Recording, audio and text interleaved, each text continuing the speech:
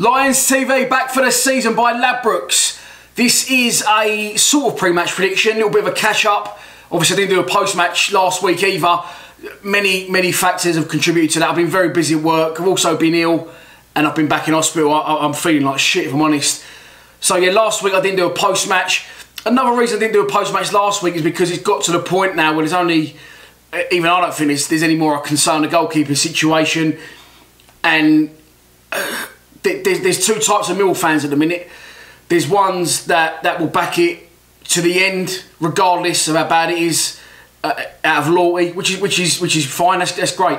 There's also a different type of Mill fan who are like myself and just can't take it anymore. But whichever way we go with this now, whether we completely back the goalkeeper, every man, woman and child in Bermondsey backs him, we give him the freedom of London, you know, we can knight him. We can do whatever we want.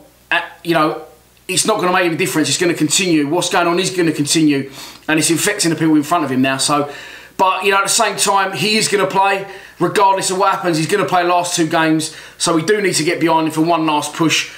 Let's just hope they don't have any long-range shots. Let's take a look at the 11 that I think will start the match.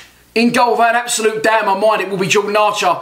At right back, Conor McLaughlin. Left back, James Meredith. Central defence, Jake Cooper and Sean Hutchinson. Jeb Wallace on the right. Ryan Tunnicliffe, George Saville in the centre midfield. Ben Marshall on the left. And up front, Steve Morrison and Lee Gregory. I just think the gaffer's going to make changes. We've got a long time without losing. And I just think maybe the element of surprise against Middlesbrough, but also just to freshen it up. You're gonna have McGregor. You can have McLaughlin and Tunnicliffe absolutely chomping at the bit to come in and play games. So I think you might see, you know, as I say, the element of surprise unleashed on Middlesbrough. The manager changing it up slightly for the last two games. It's a game we don't have to win, but now we've got to the stage where we think we have to win. Going back to the Fulham game, you know, and this Jordan Archer debacle, I just think that I've never seen a more forgiving Millwall crowd towards a player. Even Pressman's getting the blame now because Archer can't do the basics of goalkeeping. It's a very strange one. But as we say, he's going to play. I don't know why he's going to play. I don't know what's going on back room, but he will play. Make absolutely no mistake. He'll be starting tomorrow, and we do need to get behind him because he is our goalkeeper, and he's going to continue to be our goalkeeper until this season's over.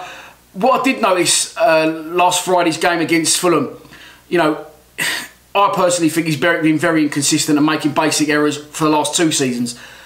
This season, the crowd have been a lot more forgiving because I think the reason behind that is we've been overachieving. We've been overachieving, you know, as long as we stay clear of relegation, that's fine. Now we've actually got near the playoffs and we can smell the playoffs and we can sense the playoffs. Now he's fucked up twice. And make no mistake, he's let two horrific goals in last Friday against Fulham. I actually think that the second goal was worse than the first one.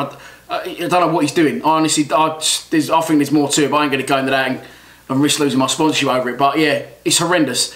You know, I think now because it actually does matter and people can smell the playoffs and we are getting a little bit, you know, indulgent, we're getting a little bit greedy, we want the playoffs. I did notice for the first time a lot of people crucifying him.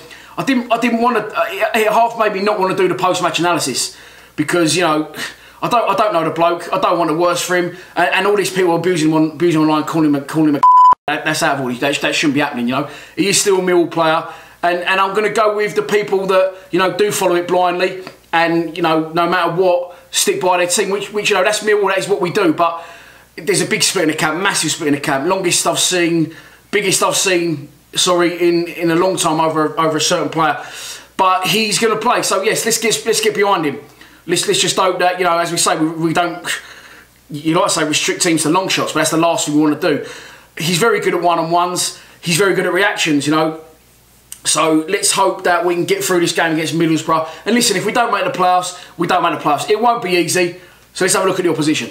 Moving on to the opposition, of course, managed by Tony Pulis. He's their second manager this season. Gary Monk was their manager. He got dinged off when he was about 8th or 9th, I think. So big things were expected from him. Come down from the Premier League, spent a lot of money. British Sombalomba, 15 million, big club.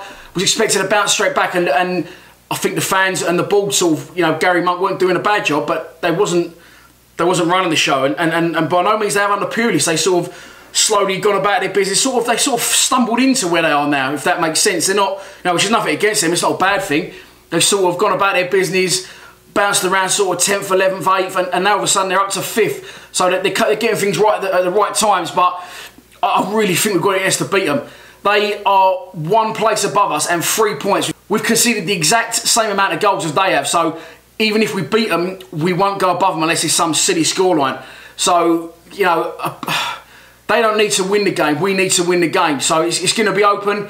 It's going to be a very good game. I'm expecting it to be. Just over 1,000 Millwall fans will travel. The one to watch for them is Traore. The guy's like absolute lightning, and he's very good on the ball. Meredith is going to have a very busy day with him running at him. You know, he's got frightening pace, and he's the one to watch from me.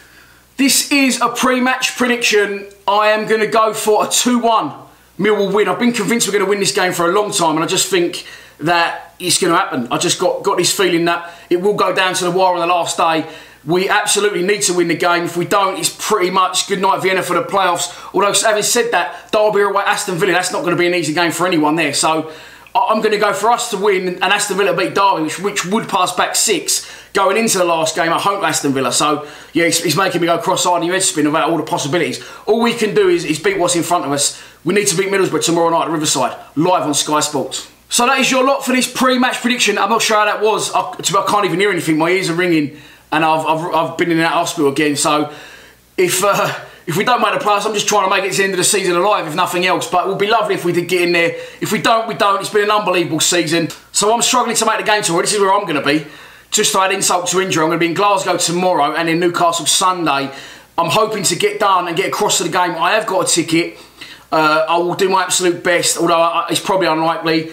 And I could die trying, but it'll be worth it to see us get in the playoffs. If not, 8 days we'll call you in for a full-time reaction. I'm just trying to keep this, it going at the end of the season. There's no way we'll give up. We got one last push to get it over, and then I can have a lovely 3 months off, land on the beach somewhere. Well, not on the beach, maybe on my sofa, but it's nice to dream. So I don't know if I'm going to see you in Middlesbrough tomorrow, and I won't know until pretty much kick-off time. But if you are going or if you ain't going, get behind the team, get behind the goalkeeper. One last push. What a season it's been. Please subscribe to Lions TV. Come on, you Lions.